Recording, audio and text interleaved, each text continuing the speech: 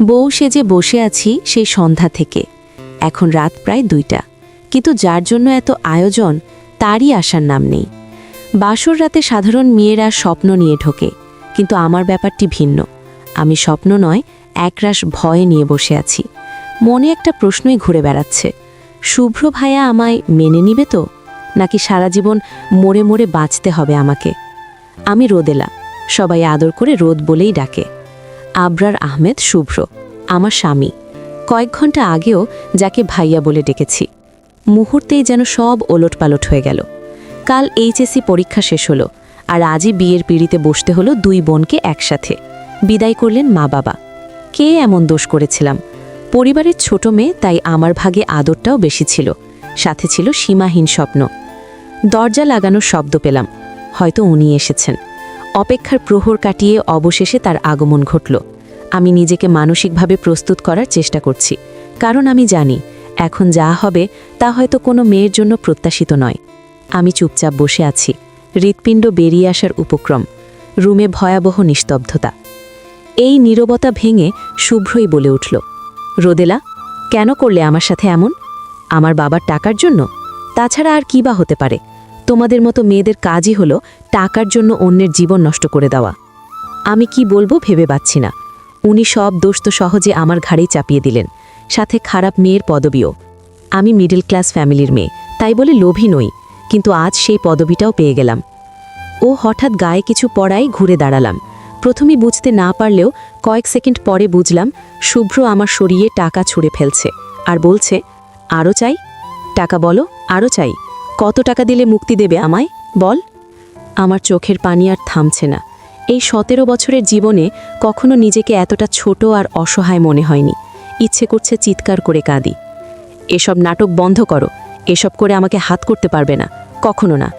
আর হ্যাঁ, আমার আশেপাশে আসার চেষ্টাও করবে না, তাহলে আমার খারাপ রূপটা দেখতে বাধ্য হব। দেখুন, আপনি আমাকে ভুল। চুপ, একদম চুপ, আর একটা কথা না। জানো, আমার তোমার প্রতি তাকিয়ে ঘৃণা হয়। তুমি সব জানার পর কিভাবে এমনটা করতে পারলে? ছি! বলেই শুভ্র ব্যালকনি দিয়ে চলে গেল। আমাকে কিছু বলার সুযোগই দিলেন না। খুব ক্লান্ত লাগছে আজ, শরীর নয়, মনটা বড় ক্লান্ত আজ। বিছানার একপাশে গুটিসুটি হয়ে শুয়ে পড়লাম। বাবা মার বড্ড মনে পড়ছে। কেন করলেন আমার সাথে এমন? কেন? লাইফটাকে যদি এডিট করা যেত, তাহলে 25 সেপ্টেম্বর তারিখটা মুছে ফেলতাম আমার জীবন থেকে, সাথে শুভ্র নামের এই মানুষটাকেও। ফ্ল্যাশব্যাক। কলেজ শেষে বাসায় গিয়ে দেখি চারদিকে হইচই, বাড়ি ভরা মানুষ। কিছু বুঝে উঠতে পারছিলাম না। আম্মুকে জিজ্ঞেস করায় বলল, রুমু আপুকে নাকি দেখতে আসছে, তার জন্যই এত আয়োজন। আশ্চর্য, রুমু আপুকে দেখতে আসবে ভালো কথা, কিন্তু আমাদের বাসায় কেন? সামনে টেস্ট এক্সাম, কিছুই পড়ে নেই, তার মধ্যে এত ঝামেলা, অসহ্যকর। বিকেলে ছেলেপক্ষ এলো। ছেলে সফটওয়্যার ইঞ্জিনিয়ার। কে জানে দেশে সফটওয়্যার ইঞ্জিনিয়ার বেশি হয়ে গেছে কিনা। সব বাপের মেয়ের জামাই সফটওয়্যার ইঞ্জিনিয়ার এখন। সবার বেশ পছন্দ হয়েছে। ছেলে দেখতে মাশাআল্লাহ। ছেলে বড় ফুপার বন্ধুর ছেলে, তাই আর জানাশোনা নিয়ে ঝামেলা করেনি কেউ। ঠিক হলো 25 সেপ্টেম্বর কিছু মুরব্বী ও আত্মীয় এনে ঘরোয়া আয়োজনে বউ নিয়ে যাবে তারা। সেই 25 সেপ্টেম্বর যে আমার জীবনের কালো দিন হবে, তা তখন বুঝতে পারিনি। বিয়ের আর 10 দিন মাত্র বাকি। বাড়ির বড় মেয়ের বিয়ে বলে কথা। সবার উৎসাহ আনন্দের সীমা নেই। আমিও বেশ আনন্দেই ছিলাম। কাজিনদের মধ্যে আমি সবচেয়ে ছোট, আর রুমা আপু বড়। দেখতে দেখতে এসে গেল সেই কালবেলা, 25 সেপ্টেম্বর। সকাল থেকেই সবার ব্যস্ততা শুরু। সাজগোজ করে কে কাকে হার মানাবে সে চেষ্টা সবার। আমিও আর বসে থাকবো কেন? লাল কাতান, হাত ভরা চুড়ি, চোখে গাঢ় কাজল, লম্বা রেশমি চুলগুলো খুলে দিয়ে তৈরি হয়ে নিলাম। আমার আপুরা তো রীতিমতো আটা ময়দার দোকান সেজে আছে। তাদের এক একজনকে চিনতেও আমার ব্যাপক কষ্ট হয়েছে। যাই হোক, বর এলো, সাথে প্রায় 30 জন। এই 30 জনের মধ্যে একটা মুখ থেকে আমার চোখই সরছিল না, আর সে একজনই ছিল শুভ্র ভাইয়া। আমিও যে আর চোখে তাকাইনি তা নয়, সেই লেভেলের ক্রাশও খেয়েছিলাম, কিন্তু বড় আপুদের জিনিসের উপর চোখ দেওয়ার সাহস হয়নি, তাই প্রথম থেকে ভাইয়া বলে মেনে নিয়েছিলাম। মজার বিষয় হলো, আজ আমি তারই বউ। বরপক্ষের খাওয়া শেষ হলে মার সাথে দাঁড়িয়ে কথা বলছিলাম। হঠাৎ কেউ একজন বলে উঠল, ওরিম্মা! মা চমকে উঠল। পেছনে তাকিয়ে স্তব্ধ হয়ে গেলাম। তার চোখ যে ছলছল করছিল তা বেশ বুঝতে পারছিলাম। কিন্তু কেন তা কিছুতেই বুঝে উঠতে পারছিলাম না। তাই একবার মায়ের দিকে আরেকবার মধ্যবয়স্ক লোকটির দিকে তাকাচ্ছিলাম। লোকটির চোখও ছলছল করছিল। আমি আরও অবাক হলাম যখন দেখলাম মা লোকটিকে জড়িয়ে ধরে হাউমাউ করে কাঁদতে শুরু করলেন। আমিও স্তব্ধ হয়ে দাঁড়িয়ে আছি। মা কি কখনো এভাবে কাঁদতে দেখিনি। আর সবচেয়ে বড় কথা, লোকটি কে? এর আগে তো কখনো দেখিনি। আমি আর ভাবতে পারছিলাম না। ছোট্ট মাথায় হাজার প্রশ্নের স্তূপ নিয়ে অবাক বিস্ময়ে তাকিয়ে রইলাম। মা কান্না জড়িত কণ্ঠে বলছিলেন, মা, তুমি কেন এমন করলে? বলো কেন? এতটা ভালো হওয়ার কি দরকার ছিল? তোমাকে কত খুঁজেছি আমি, জানো? লোকটি বললেন, জানি তো মা। মায়ের মাথায় হাত বুলিয়ে মুচকি হাসলেন। না, জানো না, তুমি কিছু জানো না। কোথায় ছিলে তুমি? বলো, উত্তর দাও। 28টা বছর কম সময় নয় তো। এত বছর পর ফিরেই বা কেন এলে? কেন? আমি আজ সব হিসেব নেব তোমার থেকে। লোকটি আবারও বলল, আচ্ছা নিও, আগে শান্ত হও। সবাই দেখছে তো। লোকমেয়েরা এমন করে না। এখনও বাচ্চাই রয়ে গেলে ওরই। লোকটির কথা শুনে আমার চোখ বেরিয়ে আসার উপক্রম। বলে কি, আমার ভাইয়ার বয়স 27, আপুর বয়স 20 আর আমার 17। এত বড় বড় ছেলেমেয়ের মাকে বাচ্চা বলে? কেমন কমন সেন্স! Totally zero. আচ্ছা, এই লোকটা আম্মুর প্রাক্তন প্রেমিক নয় তো? উফ, নিজের মাকে নিয়ে কী সব ভাবছি। তাছাড়া আমার জানা মতে বাবা মায়ের লাভ ম্যারেজ ছিল। তাহলে ওনার সাথে প্রেমই বা কখন করলেন? উফ, আমার মাথা খারাপ হয়ে যাচ্ছে। আর লোকটি যেভাবে আদর করছেন, আর কী বা ভাবা যেতে পারে? আমি শুধু নানু ভাইকে ওরই নামে ডাকতে শুনেছি। তারপর উনি প্রশ্নগুলো নিয়ে যখন খিচুড়ি পাকাচ্ছিলাম, তখনই বাবা সামনে এসে দাঁড়ালেন। আমার হাত রীতিমতো ঠান্ডা হয়ে আসছিল। এটা যদি মার প্রাক্তন হয়, তাহলে বাবা তো লঙ্কা কাণ্ড শুরু করে দিবেন। ভয়ে তো আমার গলা শুকিয়ে কাঠ। মার সেদিকে খেয়াল নেই, কিন্তু লোকটি খেয়াল করল। মাকে টেনে নিজের থেকে ছাড়িয়ে শান্ত দৃষ্টিতে তাকালেন। আমি চোখ পিটপিট করে বন্ধ করে রেখেছি। এখনই নিশ্চয় বাংলা ছবির মতো ফাইটিং। কিন্তু এই কি, কোনো শব্দই তো শোনা যাচ্ছে না। চোখ খুলে যা দেখলাম, তার জন্য মোটেও প্রস্তুত ছিলাম না। বাবা লোকটিকে জড়িয়ে ধরে আছে। আমি অবাকের সপ্তম আকাশে। বাবা শান্ত হয়ে দাঁড়ালেন। সব আমার মাথার ওপর দিয়ে যাচ্ছিল। নিজের বউয়ের প্রাক্তনকে কেউ বুকে জড়িয়ে নিবে, এমন পুরুষ মানুষও দুনিয়ায় আছে। জানতাম না। আমার বাবার নাম অবশ্যই ইতিহাসের পাতায় ছাপা উচিত। হঠাৎ বাবার কথায় ভাবনায় ছেদ ঘটল। রোদমা, এটা তোমার ইকবাল মামু। আমি চিনতে পারলাম না। কখনো শুনেছি বলেও মনে হয় না। ভদ্রতার খাতিরে বললাম, আসসালামু আলাইকুম মামু, ভালো আছেন? ওয়ালাইকুম আসসালাম। ভালো আছি মা, তুমি কেমন আছো? জি ভালো। তুমি বিয়ে করনি মানে? পরিবার? ইকবাল মামু বলে উঠলেন, আরে তোমার ভাবিও এসেছে, সাথে 2 ছেলেও। দাঁড়াও, পরিচয় করিয়ে দিই। কিছুক্ষণ পরে একজন মধ্যবয়স্ক মহিলা আর 2 জন ছেলে আমাদের দিকে এগিয়ে এলেন। তার মধ্যে একজন ছিলেন শুভ্র ভাইয়া। আমার বুঝতে বাকি রইল না, উনি মামুর ছেলে। মামু পরিচয় করিয়ে দিলেন। অভ্র, শুভ্র, তার 2 ছেলে। অভ্র ভাইয়া ব্যবসায় হাত দিয়েছে, আর শুভ্র ভাইয়া অনার্স কমপ্লিট করছেন, এবার ফাইনাল ইয়ার। মামানি তো মাকে দেখে জড়িয়ে ধরলেন। মামুনাকে, মামানিকে মার কথা রোজই বলতেন। বোনটাকে বড্ড ভালোবাসেন তিনি। আমার নিজের গালে চড় মারতে ইচ্ছে করছিল। ছি ছি, আমি না জানি কি ভাবছিলাম। আজানের শব্দে বাস্তবে ফিরে এলাম। ঝটপট উঠে ফ্রেশ হয়ে নামাজ পড়ে নিলাম। এতক্ষণে খেয়াল হলো উনি রুমে নেই। হাজার হলেও স্বামী তো, চিন্তা তো হয়ই। কেমন যেন অস্থির লাগছে। হঠাৎ মনে পড়ল, উনি তো কাল রাতে ব্যালকনিতে গিয়েছিলেন। দৌড়ে ব্যালকনিতে গিয়ে দেখলাম উনি ফ্লোরে পড়ে ঘুমোচ্ছেন, পাশে অসংখ্য সিগারেটের টুকরো। বুকের ভেতরটা কেমন যেন মোচড় দিয়ে উঠল। ওনাকে ঢাকার সাহস করে উঠতে পারলাম না। যদি রেগে যান? ওনাকে আমি বরাবর ভয় পাই। সেই তো প্রথম দিনের কথা। ফ্ল্যাশব্যাক। বিয়ের পর্ব শুরু হবার কিছুক্ষণ পরেই মা আমাকে রুমে পাঠালেন। তার ফোনটা নাকি রুমে ফেলে এসেছে। আমিও নাচতে নাচতে চলে গেলাম ফোন আনতে। হঠাৎ শাড়ির আঁচলে টান পড়ায় পেছনে তাকিয়ে দেখলাম শাড়ির আঁচলটা গেস্ট রুমের দরজায় আটকে আছে। নিজের মনে বকবক করতে করতে যেই না দরজাটা হালকা খুললাম, আমার চোখ যেন বেরিয়ে আসার উপক্রম। এমন কিছুর জন্য মোটেও প্রস্তুত ছিলাম না আমি। মনে হচ্ছিল হাত পা ঠান্ডা হয়ে আসছে। কিছু না ভেবেই চোখ বুজে দিলাম। এক চিৎকার। সাথে সাথে ভারী গলায় ধমক দিয়ে উঠল কেউ, এই মেয়ে, চেঁচাচ্ছ কেন? একদম চুপ। আমি ভয় পেয়ে মুখে হাত চেপে চুপ হয়ে গেলাম। চোখ দুটো হালকা খুলে যা দেখলাম তাতে মনে হলো পুরা বাসারটাই আমার মাথায় ফেলে দেওয়া হয়েছে। ছি ছি, কি এ তো শুভ্র ভাইয়া, আপুদের ক্রাশ। উনি এসব কি করছিলেন?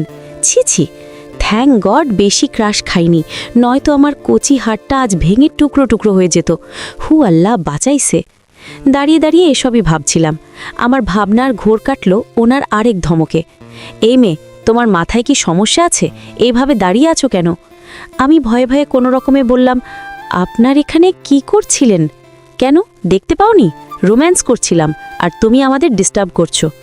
ওনার চোখের দিকে তাকিয়ে আমার তো যায় যায় অবস্থা। গলা তো রীতিমতো বিদ্রোহ শুরু করে দিয়েছে। কোনো রকমে একটা ঢুক গিলে বললাম, সরি ভাইয়া, আমি ইচ্ছে করে ডিস্টার্ব করিনি, আসলে। চুপ, একদম চুপ। ওনার ধমকে আমি রীতিমতো কেঁপে উঠলাম। মুখটা কাদো কাদো করে দাঁড়িয়ে আছে, মনে হচ্ছে এখনই কান্না করে দেবার আগমন ঘটবে। ঠিক তখনই পেছন থেকে কেউ বলে উঠল, শুভ্র, শুধু শুধু বাচ্চা মেয়েটাকে বকছো কেন? নীলি, তুমি চুপ করো। দোষ যখন করেছে ওকে তো শাস্তি পেতেই হবে। আমি শাস্তির কথা শুনে এবার কেঁদেই দিলাম। কাঁদো কাঁদো গলায় বললাম, ভাইয়া প্লিজ আমায় মারবেন না, আমি আর জীবনেও কাউকে ডিস্টার্ব করব না, আর কাউকে বলবো না যে আপনারা। এই চুপ, খবরদার কাঁদবি না, কান্না করলে আরও কঠিন শাস্তি দেব। আমি এবার চুপ হয়ে ফুপাতে ফুপাতে বললাম, কি শাস্তি দেবেন আমায়? তোমার শাস্তি হলো 15 মিনিট দরজার বাইরে চুপচাপ দাঁড়িয়ে থাকবে। কথাটা শুনে আমি বিস্ফোরিত চোখে তাকালাম ওনার দিকে। বেটা লুচু, বলে কি এত জায়গা থাকতে দরজার বাইরে দাঁড়িয়ে থাকতে যাব কেন? আজীব। তাই ভয় ভয় বললাম, কেন? কারণ তুমি আমার রোম্যান্টিক টাইম স্পয়েল করেছো, সো এখন তুমি বাইরে দাঁড়িয়ে পাহারা দিবে, যেন অন্য কেউ ডিস্টার্ব করতে না পারে। Got it? আমি অবাক চোখে তাকিয়ে রইলাম। পাশের আপুটা বলে উঠল, শুভ্র, তুমি না দিন দিন শেমলেস হয়ে যাচ্ছ। বাচ্চা মেয়েটার সামনে কি বলছো এসব? চলো তো, সবাই খুঁজবে, না জানি আমার পাওনা রয়ে গেছে তো। বলে ওনার দিকে এগিয়ে গিয়েও হঠাৎ থেমে গেলেন। আমার দিকে তাকিয়ে একটা রাম ধমক দিয়ে বাইরে গিয়ে দাঁড়াতে বললেন।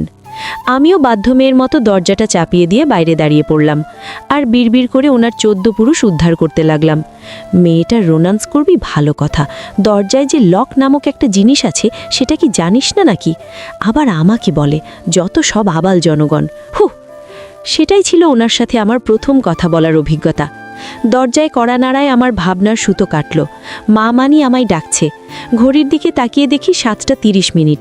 এত সময় কিভাবে চলে গেল বুঝতেই পারিনি।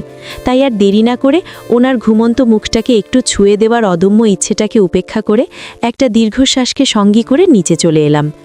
মা আর আপু কি জানিয়েছিল। মামানি আমাকে দেখেই বুকে টেনে নিলেন।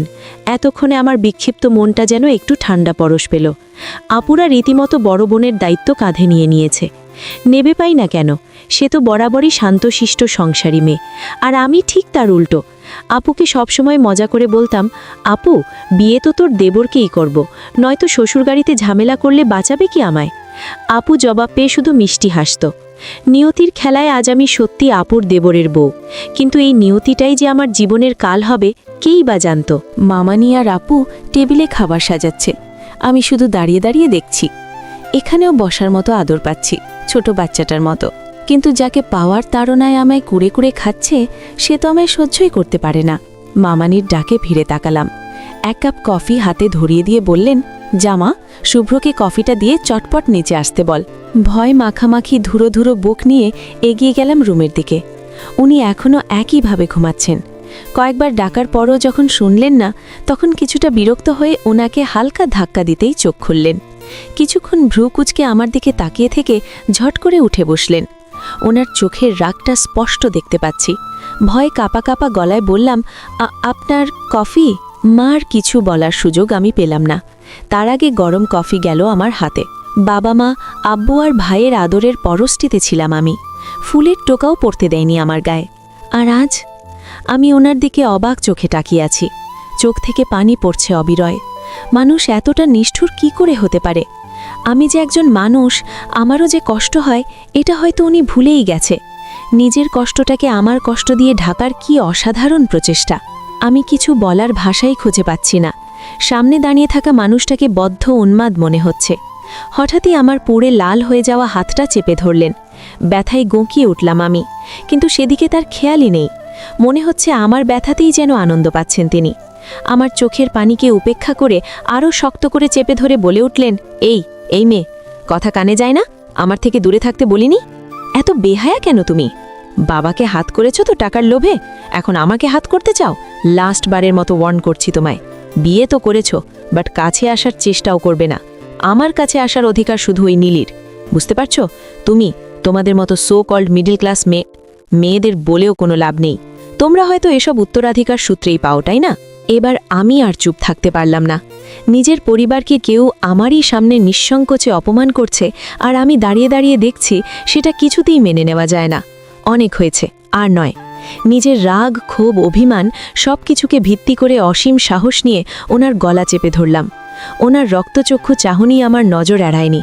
কিন্তু না, আজ আর ভয় নয়। এই আধুনিক যুগে এসে মধ্যযুগের মহিলাদের মতো স্বামীর অত্যাচার মুখ বুজে সহ্য করব, এমন শিক্ষা বাবা আমায় দেয়নি। আপনার সাহস কি করে হয় আমার ফ্যামিলি নিয়ে কথা বলার? আমি চুপ করে আছি তার মানে আপনি যা খুশি তাই বলবেন? লিসেন মিস্টার শুভ্র, এত ন্যাকা সাজার চেষ্টা করবেন না। কি যেন বলেছিলেন? আমি আপনাকে লোভ করে বিয়ে করেছি? ইচ্ছে করলে আটকাতে পারতাম। আপনার জীবন নষ্ট করেছি, ব্লা ব্লা। তাহলে এই একই প্রশ্ন যদি আমি আপনাকে করি, তাহলে কেন নষ্ট করলেন আমার জীবন? কেন? যদি নীলিমাকে এতই ভালোবাসেন, সেটা বিয়ে করার সময় মনে ছিল না? ইচ্ছে করলে তো আপনিও আটকাতে পারতেন বিয়েটা। কেন আটকাননি? কিসের লোভে? কিসের রাগ? চেঁচাবেন না। আপনার চিনচাতাতে আমার কথা থামবে না। অনেক বলেছেন, এবার আমার পালা। তোমার সাহস কি করে হয় আমার গলা ধরার? সাহসের কি দেখেছ? আগে আমার প্রশ্নের জবাবগুলো দেন। কেন করলেন বিয়েটা? নিশ্চয়ই বলবেন বাবা মার মুখের দিকে তাকিয়ে, ওদের চাপে, আরও কত কিছু। তো মিস্টার শুভ্র, বাপমা কি আপনার একার আছে? আমরা কি আকাশ থেকে টুপ করে পড়েছি নাকি আপনার বাবা মায়ের ইমোশন আছে, কষ্ট আছে, আর আমার বাবা মায়ের নেই? তারা কি পাথর, নাকি টাকা দিয়ে ওগুলো কিনে রেখেছেন? আর কে যেন বলছিলেন টাকা? আই স্পিট অন ইয়োর মানি। আপনার টাকা ছুঁয়ে নিজের হাত নোংরা করার বিন্দুমাত্র ইচ্ছা আমার নেই। আর আপনার কাছে যাওয়ার কথা? হাসালেন আমায়। আপনি ভাবলেন কি করে? আপনি বলবেন আর আমি ড্যাং ড্যাং করে আপনার কাছে চলে যাব? আমি আপনার মতো থার্ড ক্লাস রুচির বহন করি না। আরে, আমি আপনাকে বন করছি, don't try to touch me. আমি আপনাকে স্বামী হিসেবে মানি না। নিহাত বাবা মার মুখের দিকে তাকিয়ে আপনাকে বিয়েতে বাধ্য হয়েছি, নয়তো আপনার মতো লোক, লাস্ট মেন্টালিটির কোনো লোককে আমি রোজ তাকিয়েও দেখতাম না। আর হ্যাঁ, এতদিন কিছু বলিনি তার মানে এই নয় যে আমি কথা বলতে পারি না। আমি চুপ করেছিলাম শুধুমাত্র আপনার কথা ভেবেছিলাম নীলিমা আপুকে হারিয়ে আপনি depressed, but I was wrong. আপনি ডিপ্রেসড নন, ইউ আর মেন্টালি সিক। আর কোনো সাইকোকে প্রশ্রয় দেওয়ার প্রশ্নই আসে না। ইউ গট ইট বলে গলা ছেড়ে দ্রুত নিচে চলে আসলাম। ওখানে দাঁড়িয়ে থাকার বিন্দু মাত্র শক্তি আর নেই। রুম থেকে বেরিয়ে কয়েক দফা জোরে জোরে শ্বাস নিলাম। মাই গড রোদ, I am proud of you. ওয়াহ, ব্রেভ গার্ল। পুরাই নো বলেই ছক্কা মেরে দিয়েছিস। ওয়ে, সাইকোটার মুখটা দেখার মতো ছিল। ইচ্ছে করছে লুঙ্গি ডান্স দেই। ইস, আরে কে কোথায় আছিস? আমার প্রশংসা কর। অতি খুশি লাগে কারে? এসব ভাবতে ভাবতে বিশ্বজয়ী একটা হাসি নিয়ে নাচতে নাচতে নিচে চলে আসলাম। কিরে ছোটনাথ বউ, এত খুশি লাগছে কেন তোকে? বর বেশি বেশি আদর করছে নাকি? দাদি ঠাট্টা করলেন। আমি অধিক আনন্দে হিতাহিত জ্ঞান হারিয়ে দাদিকে জড়িয়ে ধরে ফেললাম। না, বর আমাকে নয়, আমি বরকে আদর করে এলাম। তাই বুঝি?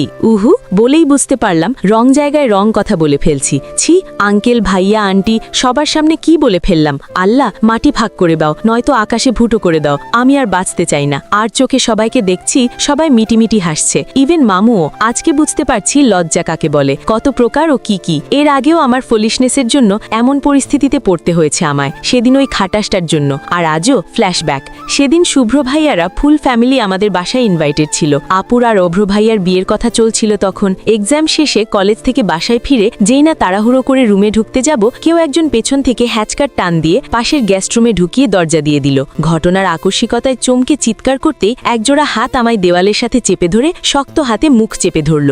ভয়ে মনে হচ্ছিল হৃৎপিণ্ড নামক জিনিসটা যে কোনো টাইমে বেরিয়ে আসবে। চোখটা মিটমিট করে যা দেখলাম তাতে ভয় চক্রবৃদ্ধি হারে বেড়ে শেষ সীমানায় গিয়ে পৌঁছালো। হ্যাং মেরে দাঁড়িয়ে আছি। যাকে আমি জমের মতো ভয় পাই, সে যদি অর্ধ উলঙ্গ অবস্থায় আমাকে দেওয়ালে চেপে ধরে দাঁড়িয়ে থাকে, তবে তাই ভয় পাওয়ার যথেষ্ট সুটেবল বলে আমি মনে করি। শরীরে বাথটাওয়েল জড়িয়ে আমার সামনে দাঁড়িয়ে আছেন শুভ্র ভাইয়া। উন্মুক্ত বুকে লেপ্টে থাকা লোম আর বিন্দুমাত্র জল জানান দিচ্ছে মাত্রই শাওয়ার নিয়েছেন তিনি। ফর্সা মুখটাকে হালকা লাল হয়ে থাকা চোখ দুটো আরও আকর্ষণীয় করে তুলছে। কিন্তু প্রশ্নটা হলো, আমাকে এখানে কেন আনা হয়েছে? আর এভাবে চেপে ধরে থাকার কারণটাই বা কি? মেয়ে হিসেবে অবশ্যই আমার রেগে যাওয়া উচিত, কিন্তু দুঃখের বিষয় হলো আমার রাগ ভয়ের নিচে চাপা পড়ে আপাতত তন্দুরি চিকেনে পরিণত হয়েছে। আমি যেভাবে ভয়ে কাঁপাকাঁপি করছি, আমার ধারণা রাগের যদি কোনো ক্রোমোজোম থাকে তাহলে তারাও ইতিমধ্যে এই ব্যাটার ভয়ে রীতিমতো কাঁপাকাঁপি শুরু করে দিয়েছে। এই ব্যাটা যে লুচ্চু নাম্বার 1 সেই সন্দেহ আমার প্রথম দিনই ঘুচে গেছে। উনি যেই হাই লেভেলের বেশরম সেটাও আজ জানা হয়ে গেল। ভয়ে লজ্জায় না পারছি ওনাকে কিছু বলতে, না পারছি ওনার দিকে তাকাতে।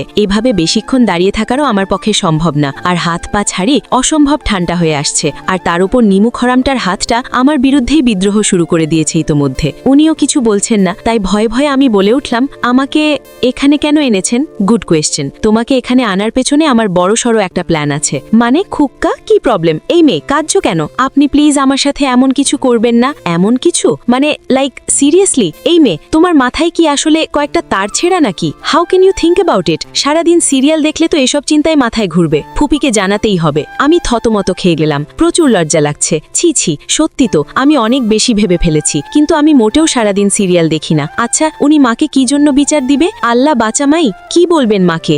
বাচ্চা মেয়ের মাথায় যে সব বাজে চিন্তাভাবনা ঘুরে বেড়ায় সেটা তো তোমার মার পুরো অধিকার আছে জানার। আর ভাই হিসেবে বিষয়টা ওনাকে জানানোর আমার কর্তব্য, তাই না? না প্লিজ মাকে কিছু বলবেন না, প্লিজ বিশ্বাস করুন, আমি মোটেও এমন কিছু ভাবিনি। কেমন কিছু? ওই তো। আচ্ছা, তুমি চাচ্ছ যে আমি তোমার মাকে কিছু না বলি, রাইট? হুম হুম ওকে, বলবো না, সত্যি। বাট একটা শর্ত আছে। তোমাকে আমার জন্য একটা কাজ করতে হবে। You can take it like a deal, no give and take. কি করতে হবে? সিম্পল। তোমার রুমে একটা পার্সেল রেখে আসছি, ওইটা তুমি কাল কলেজ যাওয়ার সময় নীলিকে দেবে। আমি ওনাকে কোথায় পাবো? আমাদের ভার্সিটিতে গিয়ে দিয়ে আসবো? কি আপনার মাথা খারাপ? আমি একা কিভাবে? আর আপনার জিএফ, আপনি যেতে পারেন, আমি যেতে পারবো না, কজ বাবা আমাকে কাল 1 মিনিটের জন্য ছাড়বে না। তাছাড়া ম্যাডাম আমার ওপর রেগে আছে, ওর মানও ভাঙাতে হবে। So you are the better option for me. আমি যাব না। ওকে, যেও না। আমি যাচ্ছি ফুপির কাছে, কত কিছু বলার আছে। এই না, আমি যাব। Good girl. হঠাৎই অভ্র ভাইয়া রুমে ঢুকে আমাদের এভাবে দেখে অবাক হয়ে দাঁড়িয়ে পড়ে। ভাইয়েদের জন্য চা নিয়ে এসে আপু শুভ্র ভাইয়াকে এভাবে দেখে চায়ের কাপ ফেলে দিয়ে চোখ চেপে ধরে চিৎকার করে ওঠে। তারপর বাকি সব ইতিহাস। আপুর চিৎকারে আর কাপ ভাঙার শব্দে সবাই রুমে এসে হাজির। সবাই চোখে একঝাঁক প্রশ্ন নিয়ে আমাদের দিকে তাকিয়ে আছে। আর আমি, সে আর নাই বালিম। অবশেষে নীরবতা ভেঙে আম্মু গম্ভীর কণ্ঠে বলে উঠল, রোদা, তুমি এই সময় এখানে কি করছিলে? আসলে শুভ্র ভাইয়ার দিকে তাকিয়ে থেমে গেলাম। কি পার করছিস? তারপর আমি যা বলছিলাম তাতে করে শুভ্র ভাইয়া সহ সবারই চোখ বেরিয়ে আসার উপক্রম হয়েছিল।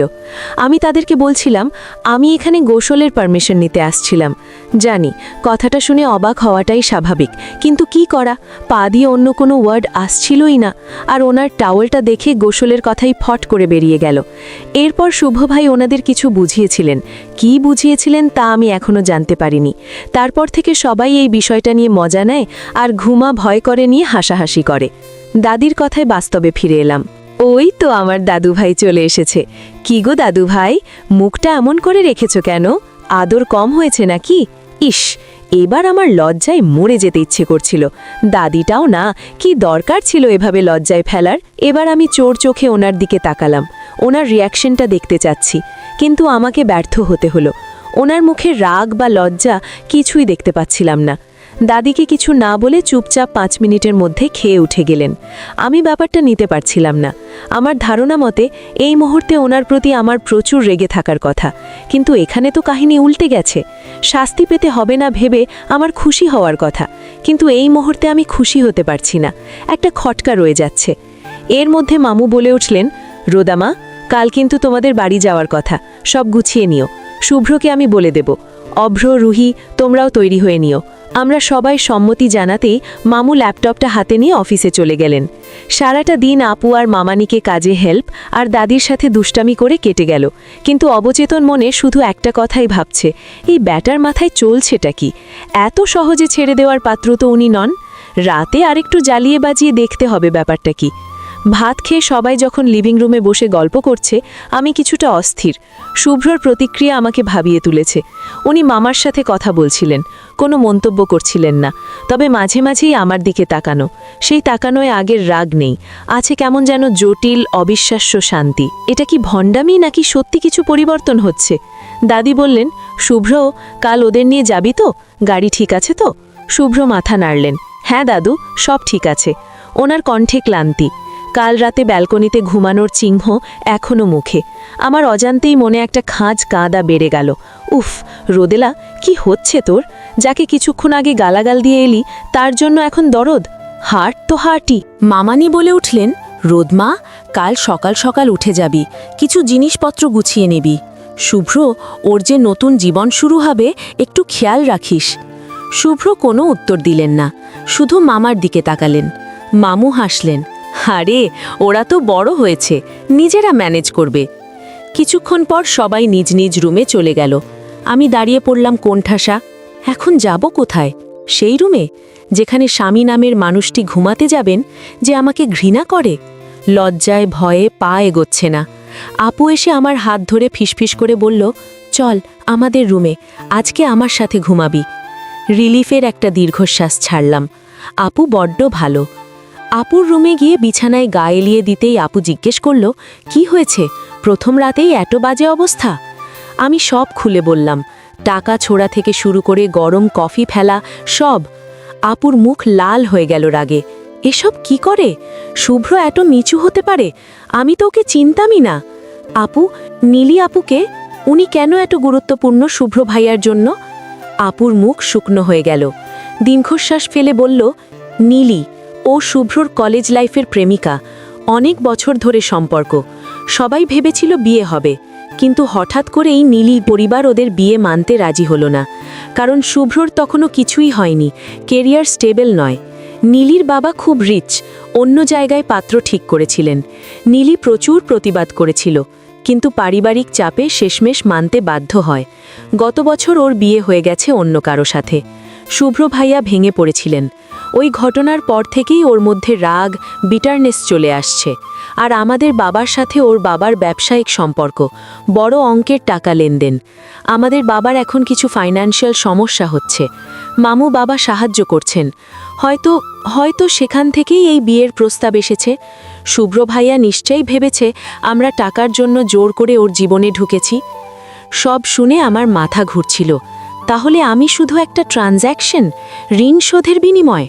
বাবার সমস্যার কথা আমি কিছুই জানতাম না। মা বাবা আমাকে কেন বললেন না? আমাকে কেন বলি দিল? আপু, আমি কি করব? ও তো আমাকে মানুষই মনে করে না। তুই যা করেছিস তাই ঠিক করেছে। ওর এতদিন কেউ কথা শোনায়নি। হয়তো তোর স্পষ্টবাদিতায় কিছুটা জাগবে, কিন্তু রোদ, সাবধান থাকিস। ওর মনে এখনও নীলির প্রতি টান আছে। আর নীলিও কলকাতায় থাকে না, বিদেশে চলে গেছে তার স্বামীর সাথে। আমার চোখে পানি জমল। কি দায়ে পড়লাম আমি? পরের দিন সকালে নেমে দেখি শুভ্র ইতিমধ্যে তৈরি, একটা স্যুটকেস প্যাক করছেন। আমাকে দেখে থমকে দাঁড়ালেন। আমি লজ্জায় নিচু মুখে রান্নাঘরে চলে গেলাম মামানির সাহায্য করতে। খাওয়া শেষে যাওয়ার সময় হলো। মামানি, দাদি সবার চোখে পানি। আমিও কাঁদছিলাম। এই কয়দিনেই এদের সাথে এতটা অ্যাটাচড হয়ে গেছি। মামু আমাকে একটা এনভেলপ দিলেন। এটা তোমার বাবার জন্য, আর কোনো চিন্তা করো না।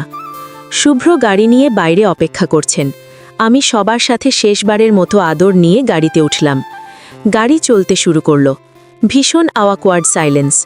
আমি জানালা দিয়ে বাইরে তাকিয়ে রইলাম। প্রায় 1 ঘন্টা পর হঠাৎ তিনি বললেন, কালকের কথা। আমি চমকে ওর দিকে তাকালাম। কালকে আমার কথাগুলো উচিত হয়নি। আমার রাগ তোমার ওপর বের করা উচিত হয়নি। আমি নিঃশ্বাস বন্ধ করে রইলাম। ও কি ক্ষমা চাইল? তোমার পরিবারকে গালি দেওয়া, সেটা আমার ভুল। গলা শুকিয়ে গেল, কিছু বলতে পারছিলাম না। উনি আর কিছু বললেন না।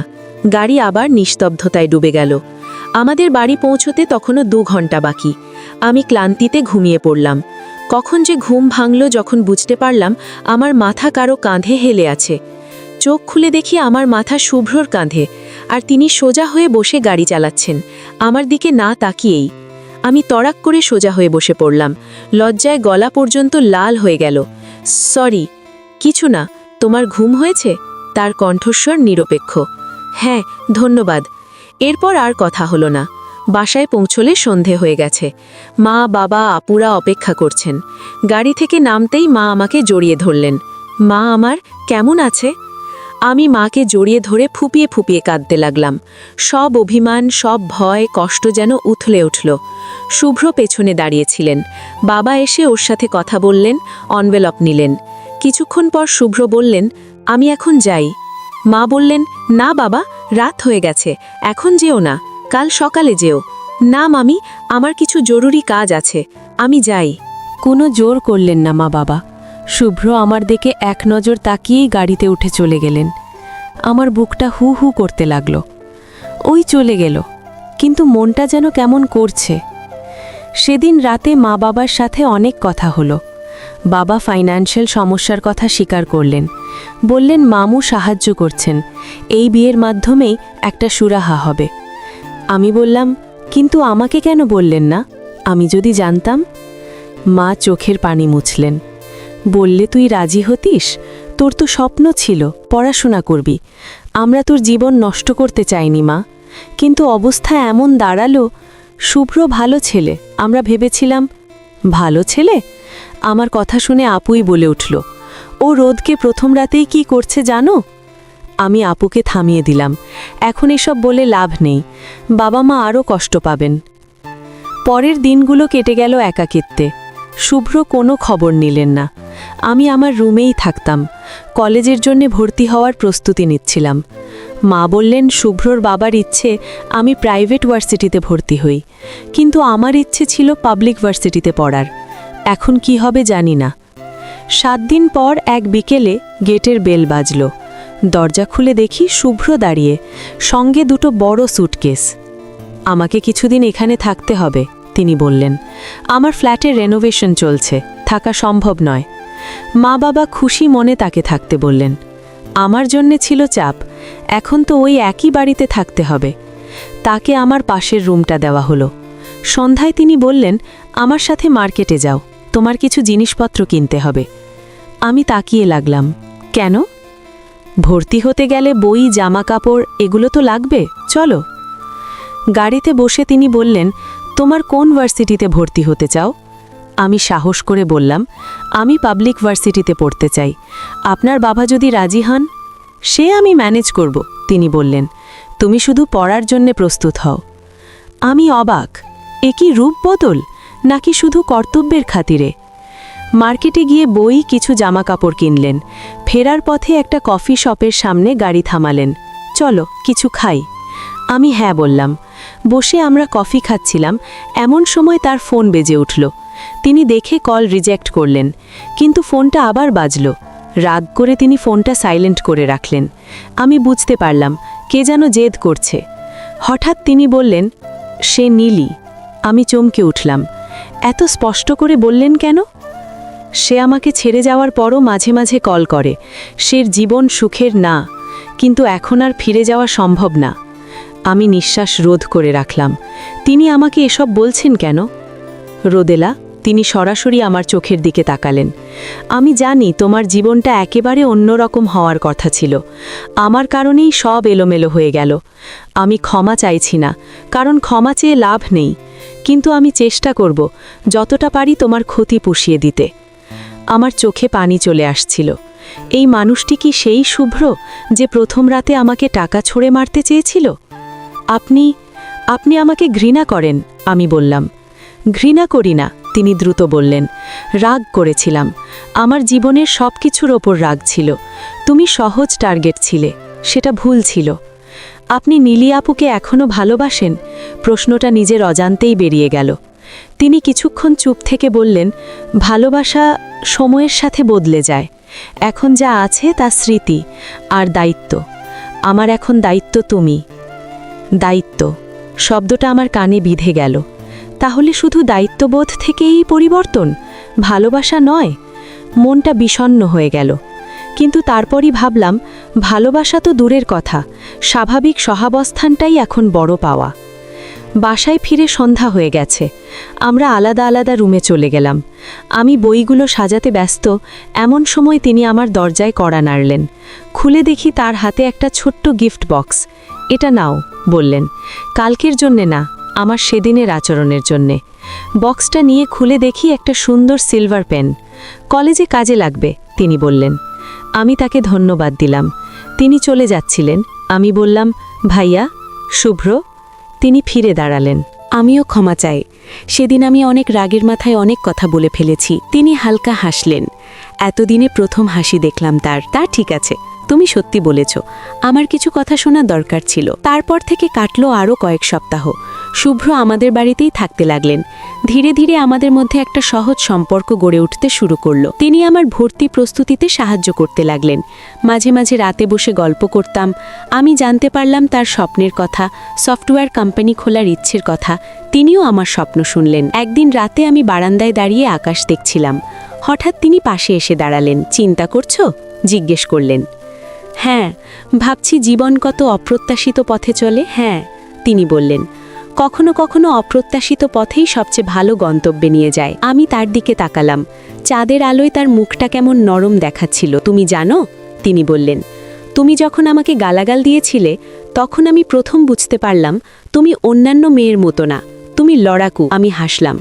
আমি ভেবেছিলাম আপনি আরও রেগে যাবেন। রেগে যাওয়ার চেয়ে বরং ভাবনা চিন্তা বেশি হয়েছিল, তিনি বললেন। তারপর কিছুক্ষণ চুপ থেকে বললেন, রোদ, আমি একটা প্রপোজাল দিতে চাই। আমার হৃদয়টা দ্রুত স্পন্দিত হতে লাগলো। প্রপোজাল? আমাদের এই বিয়েটা শুরু হয়েছিল ভুলভাবে। আমরা এখনও একে অপরকে স্ট্রেঞ্জার্সের মতো। আমি প্রপোজ করছি আমরা একে অপরকে চিনতে শুরু করি, প্রকৃত বন্ধু হতে চেষ্টা করি। তারপর দেখা যাক ভবিষ্যৎ কি নিয়ে আসে। আমি শ্বাস বন্ধ করে রাখলাম। এটাই তো আমি চেয়েছি, একটা সুযোগ, একটা সম্ভাবনা। হ্যাঁ, আমি বললাম, আমি রাজি। তিনি হাসলেন, একটা সহজ আন্তরিক হাসি। তাহলে কাল থেকে শুরু করব। প্রথম অ্যাসাইনমেন্ট, আমরা একে অপরের 3টি পছন্দ অপছন্দ শিখব। ওকে, আমি বললাম, কিন্তু আগে আপনি বলুন, আপনি কি অপছন্দ করেন? আমি অপছন্দ করি মিথ্যে আর লম্বা ফোন কল, তিনি বললেন। আর পছন্দ করি সাইকেল চালানো আর ডার্ক চকলেট। তোমার পালা। আমি অপছন্দ করি উঁচু মানুষ আর অ্যাভোকাডো, আমি বললাম। আর পছন্দ করি বই পড়া আর বৃষ্টিতে ভেজা। তিনি মাথা নাড়লেন। বৃষ্টিতে ভেজা? সর্দি লাগবে জানেন, জীবনে একটু রোমাঞ্চ দরকার, আমি বললাম। চোখ টিপলাম। সেদিন রাতে ঘুমানোর আগে মনে হলো হয়তো এই অপ্রত্যাশিত পথটা সত্যিই ভালো কোনো গন্তব্যে নিয়ে যাবে। শুভ্র আর আগের মতো নেই, আমারও মন পরিবর্তন হচ্ছে। হয়তো, শুধু হয়তো, এই দায়িত্ববোধ থেকেই জন্ম নেবে কিছু সুন্দর। কিন্তু জীবন কখনো সরল রেখায় চলে না। পরের দিনই একটা ফোন কল সব কিছু আবার ওলটপালট করে দিল। সকালে নাস্তা করতে বসেছি। শুভ্র ও আমার মধ্যে সেই নতুন চুক্তির ফলে হালকা আলাপ হচ্ছিল। হঠাৎ তার ফোন বেজে উঠল। তিনি দেখে চোখের ভ্রু কুচকালেন, কিন্তু রিসিভ করলেন। হ্যালো। ফোনের ওপার থেকে এত জোরে আওয়াজ আসছিল যে আমি বসেই শুনতে পেলাম। একজন নারীর কান্না জড়িত কণ্ঠস্বর। শুভ্র, তুমি আমায় সাহায্য করো, আমি এখানে একা, কেউ নেই। শুভ্রর মুখ শুকিয়ে গেল। নীলি, কি হয়েছে? কোথায় আছো তুমি? আমি ঢাকায় ফিরেছি। আমার সব শেষ। সে আমাকে তালাক দিয়েছে শুভ্র। আমার সব টাকা পয়সা নিয়ে পালিয়েছে। আমার এখন থাকারও জায়গা নেই। আমার হাতের প্লেট থেকে চামচ পড়ে ঠন করে। শুভ্র আমার দিকে একবার তাকালেন, তারপর উঠে বারান্দায় চলে গেলেন নিচু স্বরে কথা বলতে। আমার মুখে খাবারের স্বাদ নষ্ট হয়ে গেল। নীলি ফিরে এসেছে, তার সব শেষ, আর এখন শুভ্রই তার একমাত্র ভরসা। কিছুক্ষণ পর শুভ্র ফিরে এলেন, মুখ অন্ধকার হয়ে আছে। তোমার কাছে কিছু টাকা আছে? তিনি জিজ্ঞেস করলেন। আমার? হ্যাঁ, কিছু সেভিংস, আমি বললাম। দাও, আমার দরকার। নীলি বিপদে আছে। ঈর্ষা না, বরং একটা তীক্ষ্ণ ব্যথা অনুভব করলাম আমার বুকের ভেতর। এই তো সেদিন তিনি বলেছিলেন নীলি এখন শুধু স্মৃতি, দায়িত্ব আমার প্রতি। আর আজ নীলির একটি ফোনে সব গেল উড়ে। তবে কি সবই ছিল ভণ্ডামি? আপনি যান, আমি শান্ত গলায় বললাম। উঠে দাঁড়ালাম। টাকা আমার ব্যাগে আছে, নিয়ে যান। তুমি বুঝতে পারছো না, সে সত্যি অসহায় অবস্থায় আছে, তিনি বললেন, আমার কণ্ঠের ঠান্ডা ভাব লক্ষ্য করে। আমি বুঝেছি, আমি বললাম। আপনি দেরি করবেন না। আমি টাকা এনে দিলাম। তিনি তাৎক্ষণিক বেরিয়ে গেলেন, আমাকে আরেকটি শব্দ না বলে। আমি জানালার পাশে দাঁড়িয়ে দেখলাম তার গাড়ি দ্রুত বেরিয়ে যাচ্ছে। মনে হচ্ছিল আমার ভেতরের সেই ক্ষীণ আশার আলোটাও যেন ওই গাড়ির সাথে সড়ক ধরে দূরে চলে গেল। সারাদিন কোনো মতে কাটল। মা কিছুটা আঁচ করলেন, কারণ আমি অস্বাভাবিক চুপচাপ। তিনি জিজ্ঞেসও করলেন, কিন্তু আমি সব কথা গোপন রেখে বললাম মাথা ধরেছে। সন্ধ্যা নামল, শুভ্র ফিরলেন না। রাত 8টা, 9টা, 10টা। আমি বারবার ফোন দেখলাম, কোনো মেসেজ নেই। রাত 11টায় তিনি ফোন করলেন। আমি নার্ভাস হয়ে রিসিভ করলাম। আমি আজকে ফিরব না, তার কণ্ঠে ক্লান্তি। নীলির অবস্থা ভালো না, তাকে হাসপাতালে ভর্তি করাতে হয়েছে। স্ট্রেস থেকে তার হার্টের সমস্যা দেখা দিয়েছে। আমি এখানেই থাকব। ঠিক আছে, আমি বললাম। আমার নিজের কণ্ঠই যেন আমার শোনা যাচ্ছিল না। তোমার কোনো সমস্যা হচ্ছে না তো? তিনি জিজ্ঞেস করলেন। না, সব ঠিক আছে, আপনি থাকুন। ফোন কেটে দিলাম। সে রাতে আমার ঘুম হলো না। ভেবেছি এটাই তো বাস্তবতা। নীলি যখন আছে, শুভ্রর দুনিয়ায় আমার কোনো স্থান নেই। আমি শুধু একটা বাধ্যবাধকতা, একটা দায়। তার ভালোবাসা তো নীলির জন্য সুরক্ষিত। পরের দুদিন শুভ্র বাড়ি ফিরলেন না। মাঝে মাঝে ফোন করে শুধু নীলির অগ্রগতির কথা বলতেন। আমি উত্তর দিতাম হ্যাঁ, না, ঠিক আছে। তৃতীয় দিনে তিনি বাড়ি ফিরলেন, দেখতে খুব ক্লান্ত। সরাসরি আমার কাছে এলেন। তোমার সাথে কথা বলা দরকার, তিনি বললেন। আমি লাইব্রেরি রুমে গেলাম, তিনিও পিছু পিছু। নীলির অবস্থা এখন স্থির, তিনি শুরু করলেন, কিন্তু তার মনোবল ভেঙে পড়েছে। তার কোনো আত্মীয় এখানে নেই। আমি তাকে সাময়িকভাবে আমাদের ফ্ল্যাটে রাখব। আমার শ্বাস আটকে গেল। আমাদের ফ্ল্যাটে? মানে শুভ্রর নিজের ফ্ল্যাট, যেখানে তিনি থাকতেন বিয়ের আগে? সেখানে নীলি থাকবে? সে একা থাকতে পারবে না, তিনি বললেন আমার প্রতিক্রিয়া দেখে। এটা সাময়িক ব্যবস্থা, যতদিন না সে নিজেকে গুছিয়ে নেয়। আপনার কি মনে হয় এটা ঠিক হবে? আমি জিজ্ঞেস করলাম। আমার কণ্ঠ কাঁপছিল না, অবাক হলাম নিজেই। আপনার প্রাক্তন প্রেমিকা যে এখন তালাক প্রাপ্ত, তাকে আপনি আপনার বাসায় রাখবেন? আর আমি আপনার স্ত্রী, আমাকে এখানে রেখে? শুভ্র অস্বস্তিতে পড়লেন। রোদ, এটা নৈতিক দায়িত্বের ব্যাপার, সে বিপদে। আপনার নৈতিক দায়িত্ব প্রথমে আপনার স্ত্রীর প্রতি, আমি বললাম। উঠে দাঁড়ালাম। আপনি আমাকে চোখের সামনে অসহায় বোধ করাচ্ছেন। আপনি ভাবছেন আমি কতটা নিঃস্বার্থ হতে পারি? আমি নই। আমি ঈর্ষা করি, আমি কষ্ট পাই। তিনি স্তব্ধ হয়ে দাঁড়িয়ে রইলেন। আমার স্পষ্টবাদিতায় তিনি অভ্যস্ত হয়ে গিয়েছিলেন, কিন্তু এবারের কথা যেন তাকে ঘায়েল করল। তুমি ভুল বুঝছ, তিনি দুর্বলভাবে বললেন। না, আমি ঠিকই বুঝেছি। আপনি এখনও তাকে ভালোবাসেন।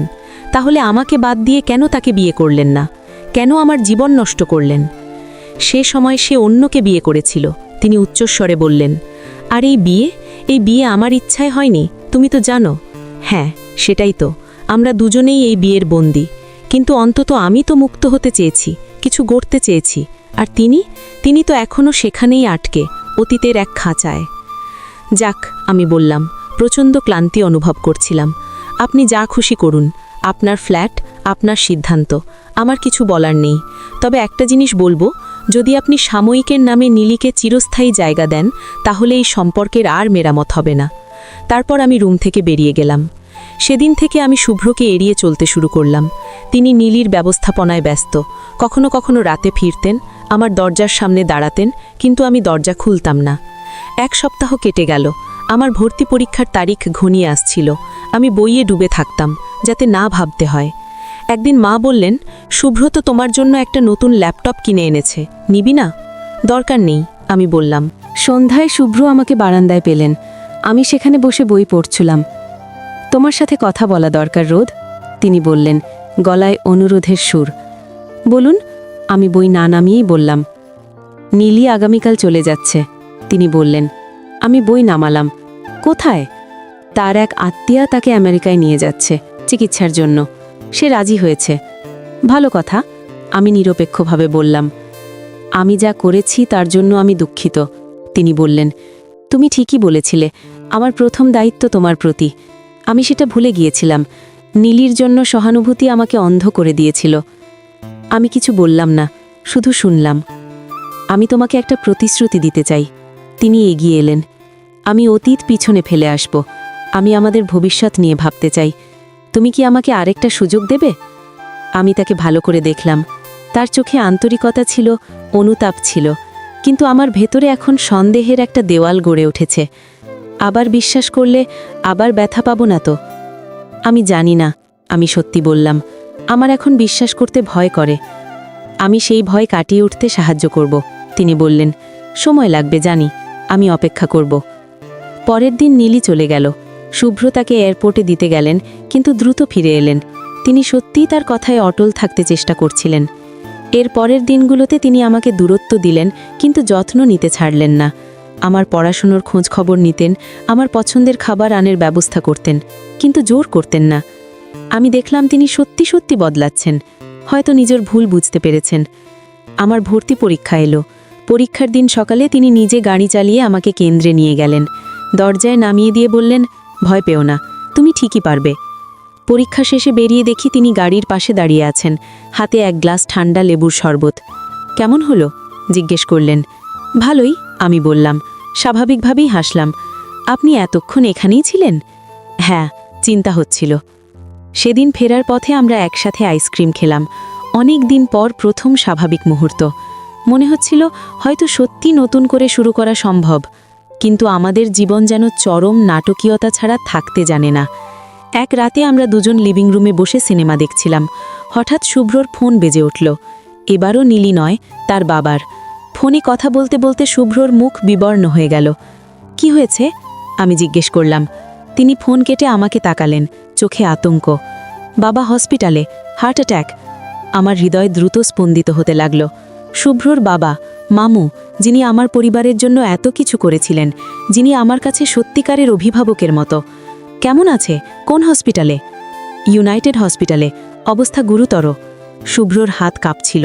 তিনি এমন হতবিভাবল আমি আগে কখনো দেখিনি। আমাকে এখনই যেতে হবে। আমিও যাব, আমি তৎক্ষণাৎ বললাম।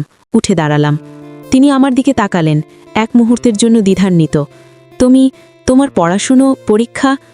এখন সেগুলো কোনো কথা না, আমি বাধা দিলাম। মামু আমারও বাবা সমান, আমিও যাব। 10 মিনিটের মধ্যে আমরা রওনা দিলাম। রাতের সড়ক ফাঁকা, গাড়ি দ্রুত ছুটছে। শুভ্রর মুখে উদ্বেগের গভীর রেখা। আমি নিঃশব্দে তার পাশে বসে রইলাম। সাহায্য করতে পারছি না এমন অনুভূতি আমাকে অভিভূত করছিল। হঠাৎ তিনি কথা বললেন। ভয় পাচ্ছি রোদ। বাবা আমার সব। তার কণ্ঠে অসহায়ত্ব শুনে আমার গলা টিপটিপ করতে লাগল। ভয় পাবেন না, মামু শক্ত মানুষ, তিনি পারবেন। আমি নিজেকে আশ্বস্ত করার চেষ্টা করলাম। হাসপাতালে পৌঁছে দেখি অভ্র ভাইয়া, মামানি, দাদি সবাই আইসিইউর বাইরে অপেক্ষা করছেন। দাদির চোখ লাল। মামানি আমাকে দেখে জড়িয়ে ধরলেন, কাঁদতে শুরু করলেন। রোদমা, কি হবে বলো তো? ওর তো কোনো সমস্যা ছিল না। ডাক্তার এসে আমাদের বললেন অবস্থা ক্রিটিক্যাল কিন্তু স্টেবল। অ্যাঞ্জিওপ্লাস্টি করা হয়েছে। এখন 48 ঘন্টা পর্যবেক্ষণে রাখা হবে। তার স্ট্রেস লেভেল অনেক বেশি ছিল, ডাক্তার বললেন। কোনো ফাইন্যান্সিয়াল চাপ বা দুশ্চিন্তার ব্যাপার ছিল কি? সবাই নীরব। আমি জানতাম আমাদের পরিবারের ঋণের বোঝা এবং ব্যবসায়িক চাপই সম্ভবত এর মূল কারণ। শুভ্র আঙুল দিয়ে চোখ চেপে ধরলেন। আমি কিছুই জানতাম না, বাবা কিছু বলেননি। আমরা সবাই সারা রাত হাসপাতালে কাটালাম। ভোরের দিকে মামুর অবস্থা একটু উন্নতির খবর পেয়ে আমরা অস্থায়ী স্বস্তি নিঃশ্বাস ফেললাম। শুভ্র আমাকে বললেন, তুমি বাসায় গিয়ে একটু বিশ্রাম নাও, এখানে আমি আছি। না, আমি থাকব। আমি জিদ ধরলাম। তুমি ক্লান্ত, তুমি একটু ঘুমাও। অবশেষে আমরা একটু ঘুরিয়ে বিশ্রাম নিলাম। কয়েকদিন পর মামুর অবস্থা স্থির হলে তাকে প্রাইভেট রুমে শিফট করা হলো। সেদিন বিকেলে শুভ্র আমাকে হাসপাতালের ক্যাফেটেরিয়ায় নিয়ে গেলেন কিছু খাওয়াতে। আমরা চা নিয়ে বসেছিলাম, এমন সময় শুভ্র বললেন, তোমার পড়াশোনার জন্য আমি খুবই দুঃখিত, সব এলোমেলো হয়ে গেল। এখন সেটা ভাবলেও চলে, আমি বললাম। পরীক্ষা আবার দেব, এখন মামুর স্বাস্থ্যই প্রধান। তিনি দীর্ঘশ্বাস ফেললেন। বাবা সবসময় সব সমস্যা নিজের কাঁধে নিতেন। আমাকে বলতেন, তুই শুধু পড়াশোনা কর, বাকি আমি দেখব। আমি ভেবেছিলাম ব্যবসাটা ঠিক আছে, কিন্তু এখন দেখছি অনেক বোঝা ছিল। আমাদের ঋণ, তোমাদের ঋণ, সব মিলিয়ে। আমি তার হাতের উপর আমার হাত রাখলাম স্বতঃস্ফূর্তভাবে। এখন আমরা সবাই একসাথে আছি, সমস্যাও সমাধান হবে একসাথে। তিনি আমার হাতের দিকে তাকালেন, তারপর আমার চোখে চোখ রাখলেন। রোদ, এত কঠিন সময় তুমি পাশে থাকছো, আমি এর যোগ্য না। ওসব কথা বলবেন না, আমি বললাম। হাত সরিয়ে নিলাম। এখন ফ্যামিলি একসাথে থাকার সময়। মামু ধীরে ধীরে সুস্থ হতে লাগলেন। 1 সপ্তাহ পর তিনি বাসায় ফিরলেন। ডাক্তার কঠোরভাবে বিশ্রামের পরামর্শ দিলেন। ব্যবসার হাল এখন অভ্র ভাইয়া সামলাচ্ছিলেন, কিন্তু স্পষ্টতই তিনি অভিজ্ঞ ছিলেন না, চাপে পড়ে গিয়েছিলেন। একদিন মামু আমাকে আর শুভ্রকে ডাকলেন। তিনি বিছানায় হেলান দিয়ে বসে বললেন, আমি জানি আমার অসুস্থতার কারণে সবকিছু থমকে গেছে। শুভ্র, তোমার সফটওয়্যার কোম্পানির প্ল্যান, রোদের পড়াশোনা সব পেছনে পড়ছে। শুভ্র বললেন, বাবা আপনার চিন্তা করবেন না, এখন আপনি সুস্থ হন। না, মামু দৃঢ়ভাবে বললেন, সমস্যা এড়ালে সমাধান হয় না। আমি একটা সিদ্ধান্ত নিয়েছি। তিনি আমাদের দুজনের দিকে তাকালেন। আমরা ব্যবসাটা রিস্ট্রাকচার করব, যে ঋণ আছে তা শোধের পরিকল্পনা করব, কিন্তু তার জন্য আমাদের সবাইকে একসাথে কাজ করতে হবে। শুভ্র, তুমি তোমার সফটওয়্যার কোম্পানির প্ল্যান একটু পেছনে রেখে এখন ফ্যামিলি বিজনেসে পুরোপুরি মন দাও, অভ্রকে সাহায্য করো। শুভ্রর মুখে আফসোসের ছাপ, কিন্তু তিনি আপত্তি করলেন না। ঠিক আছে বাবা। আর রোদ, মামু আমার দিকে ফিরলেন, তুমি যদি রাজি হও, আমি চাই তুমি এই মুহূর্তে ভার্সিটিতে ভর্তি হওয়ার বদলে অনলাইন থেকে কিছু কোর্স করো আর পাশাপাশি ফ্যামিলি বিজনেসের অ্যাকাউন্টসের ব্যাপারে সাহায্য করো। তুমি কমার্সের ছাত্রী না, কিছুটা ধারণা তো আছে। এটা সাময়িক, যতদিন না আমরা পা দাঁড় করাই। আমি কিছুক্ষণ চিন্তা করলাম। এটা কি সঠিক সিদ্ধান্ত? আমার স্বপ্ন ছিল পাবলিক ভার্সিটিতে পড়ার, কিন্তু পরিবার যখন সংকটে, তখন কি স্বার্থপর হওয়া যায়? আমি শুভ্রর দিকে তাকালাম। শুভ্র আমার চোখে প্রশ্ন পড়ে ফেললেন। বাবা, শুভ্র বললেন, রোদের পড়াশোনা গুরুত্বপূর্ণ, আমরা অন্য উপায় দেখব। না, আমি বললাম, মামুর প্রস্তাব ঠিক আছে, আমি রাজি। শুভ্র আমার দিকে অবাক চোখে তাকালেন। মামু মুচকি হাসলেন। বেশ, তাহলে ঠিক হলো। শুভ্র, তুমি রোদকে কাজ শিখিয়ে দেবে। সে তীক্ষ্ণ মেধাবী, দ্রুত শিখবে। সেদিন থেকে আমাদের জীবনযাপন আবার বদলে গেল। শুভ্র প্রতিদিন অফিস যেতেন আর আমাকে সাথে নিতেন। প্রথম দিকে অফিসের লোকজন, বিশেষ করে বয়স্ক ম্যানেজাররা, একটু খচখচ করতেন, এত ছোট মেয়ে, আর সে বিয়ের সূত্রে আসা, কাজ শিখবে। কিন্তু শুভ্র তাদের স্পষ্ট বলে দিলেন, আমাকে সম্মান করতে হবে এবং আমি যা শিখতে চাইব তাতে সহযোগিতা করতে হবে। আমি আমার পুরো মনোযোগ দিলাম অ্যাকাউন্টিং শিখতে। শুভ্র অসাধারণ শিক্ষক ছিলেন, ধৈর্য ধরে শেখাতেন। কাজের ফাঁকে ফাঁকে আমরা একসাথে লাঞ্চ করতাম, ব্যবসার নানা কৌশল নিয়ে আলোচনা করতাম। দিন দিন আমাদের মধ্যে একটি শক্তিশালী বোঝাপড়া গড়ে উঠছিল, শ্রদ্ধা ও নির্ভরতার সম্পর্ক। একদিন কাজ ফুরিয়ে আমরা অফিস থেকে দেরিতে বের হচ্ছিলাম। হঠাৎ শুভ্র বললেন, আমি তোমার জন্য গর্বিত রোদ, তুমি যা দ্রুত শিখেছ তা অসাধারণ। আমি হাসলাম, ভালো শিক্ষক পেয়েছি বলে। রাস্তায় হাঁটতে হাঁটতে তিনি বললেন, আমি ভাবছি যখন সব ঠিক হয়ে যাবে তখন তুমি আবার প্রিপারেশন নিয়ে পড়াশোনা শুরু করবে। আমি চাই তুমি তোমার স্বপ্ন পূরণ করো। তুমি? আমি বললাম, তোমার সফটওয়্যার কোম্পানির স্বপ্ন? সেটাও একদিন সত্যি হবে, তিনি বললেন আত্মবিশ্বাসের সাথে। কিন্তু এখন ফ্যামিলি আগে। আর এখন আমি একা নই, আমরা একটা টিম। টিম শব্দটা আমার খুব ভালো লাগলো। এটা ভালোবাসার চেয়ে কম নয়, হয়তো বেশি সুরক্ষিত। আমরা একে অপরের অংশীদার হয়ে উঠছিলাম জীবন ও সংগ্রামের। কয়েক মাস এভাবেই কেটে গেল। ব্যবসার অবস্থা ধীরে ধীরে উন্নতির দিকে যেতে লাগলো। ঋণ শোধের পথ সুগম হলো। মামুও প্রায় পুরোপুরি সুস্থ হয়ে উঠলেন। একদিন অফিসে আমরা একটি বড় অর্ডার পেলাম। সেলিব্রেশনের জন্য শুভ্র সব স্টাফকে অতিরিক্ত বোনাস দিলেন। সেদিন রাতে তিনি আমাকে বললেন, চলো আমরা কোথাও ডিনার করি, শুধু আমরা দুজন। আমি রাজি হলাম। তিনি আমাকে শহরের একটি সুইট রুফটপ রেস্টুরেন্টে নিয়ে গেলেন। আলো আঁধারি, নরম সঙ্গীত। খাওয়া শেষে আমরা নীরবে নগরের আলো দেখছিলাম। হঠাৎ তিনি বললেন, রোদ, আমি একটা কথা বলতে চাই। বলো, আমি বললাম, হৃদয় দ্রুত স্পন্দিত হতে লাগলো। আমি জানি না কিভাবে শুরু করব। তিনি হাসলেন, কিছুটা নার্ভাস। আমরা বিয়ে করেছি ভুলভাবে, দুঃখজনক পরিস্থিতিতে। আমরা একে অপরকে আঘাত করেছি, কিন্তু এই কয়েক মাসে আমি এমন কাউকে পেয়েছি যে আমার চোখ খুলে দিয়েছে, যে আমাকে শিখিয়েছে দায়িত্ব কি, শ্রদ্ধা কি, যে আমার পাশে দাঁড়িয়েছে সবচেয়ে কঠিন সময়। তিনি আমার হাত ধরলেন। রোদেলা, আমি তোমাকে ভালোবাসি না বলে শুরু করেছিলাম, কিন্তু এখন আমি বলতে পারি আমি তোমাকে ভালোবাসি। তোমার সাহস, তোমার দৃঢ়তা, তোমার মমতা, সব কিছুর জন্য। তুমি কি আমাকে জীবনসঙ্গী হিসেবে গ্রহণ করবে, আসল অর্থে, ভালোবেসে? আমার চোখে পানি জমে এসেছিল। এটাই কি আমি অপেক্ষা করছিলাম, এত রাত জাগা, এত সংগ্রামের পর? আমি তার চোখের দিকে তাকালাম। সেখানে সত্যতা ছিল, ভালোবাসা ছিল, আর অনুরোধ ছিল। হ্যাঁ, আমি কাঁপা গলায় বললাম, হ্যাঁ শুভ্র, আমিও তোমাকে ভালোবাসি। তিনি মুচকি হাসলেন, চোখও সজল। তিনি আমার হাতের ওপর একটা ছোট্ট বক্স রাখলেন। আমি খুলে দেখি একটা সুন্দর সরল ডিজাইনের রিং। এটা নতুন করে শুরু করার প্রতীক, তিনি বললেন। আমাদের আসল বিবাহের আংটি নয়, আমাদের নিজেদের পছন্দের আংটি। আমি তাকে জড়িয়ে ধরলাম। অনেক দিন পর প্রথম তাকে এত কাছে টেনে নিলাম, আর কোনো দ্বিধা না রেখে। সে রাতে আমরা বাসায় ফিরলাম, দুজন একসাথে, এক নতুন উদ্যমে। পরের দিন সকালে আমরা মামু মামিকে সব কথা বললাম। তারা খুব খুশি হলেন। মামু বললেন, এখন তোমাদের আসল বিয়েটা হওয়া উচিত, একটা ছোট্ট অনুষ্ঠান, শুধু ফ্যামিলি। আমরা দুজনেই সম্মত হলাম। এবার নিজেদের পছন্দে, নিজেদের ভালোবাসায় আমরা জীবন শুরুর সিদ্ধান্ত নিলাম। অনুষ্ঠানের দিনটি ছিল সরল কিন্তু সুন্দর, শুধু কাছের পরিবার। আমি সাদা সোনালি শাড়ি পরলাম, শুভ্র সাদা পাঞ্জাবি। আমরা একে অপরের হাতে আংটি পরালাম, শপথ নিলাম ভালোবাসা ও সম্মানের। এবার কোনো জোর নয়, কোনো ক্ষোভ নয়, শুধু মিউচুয়াল রেসপেক্ট অ্যান্ড লাভ। সেদিন রাতে আমাদের বাসর রাত ছিল সম্পূর্ণ ভিন্ন। এবার ভয় নয়, স্বপ্ন নিয়ে ঘরে ঢুকেছি। তিনি আমাকে জড়িয়ে ধরে বললেন, ধন্যবাদ রোদ, আমার জীবন এত অর্থপূর্ণ করে তোলার জন্য। আমিও ধন্যবাদ, আমাকে আমার যোগ্য মানুষ হিসেবে দেখার জন্য। আমি বললাম।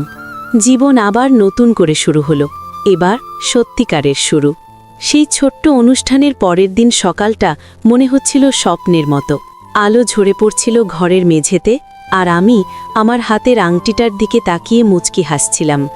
এটা শুধু গহনা নয়, এটা ছিল একটি প্রতিশ্রুতি, একটি নতুন অধ্যায়ের নিশ্চয়তা। শুভ্র তখনও ঘুমাচ্ছিলেন শান্ত মুখে। অনেকদিন পর প্রথমবারের মতো আমি তার মুখে এতটা নিশ্চিন্ত ভাব দেখলাম। দিনগুলো এখন অন্যরকম গতিতে বয়ে চলছিল। ব্যবসায়িক চাপ কিছুটা কমলেও আমরা দুজনেই বুঝতে পেরেছিলাম শুধু ভালোবাসাই যথেষ্ট নয়, আমাদের ভবিষ্যতের জন্য একটা কাঠামো দরকার। শুভ্র পূর্ণকালীনভাবে ফ্যামিলি বিজনেসে মন দিলেন, আর আমি পাশাপাশি অনলাইন কোর্স করে অ্যাকাউন্টিংয়ের ডিগ্রি নেওয়া শুরু করলাম। সাথে অফিসের কাজও চালিয়ে যাচ্ছিলাম। একদিন বিকেলে অফিসের কাজ শেষে আমরা দুজনে বসে পরিকল্পনা করছিলাম।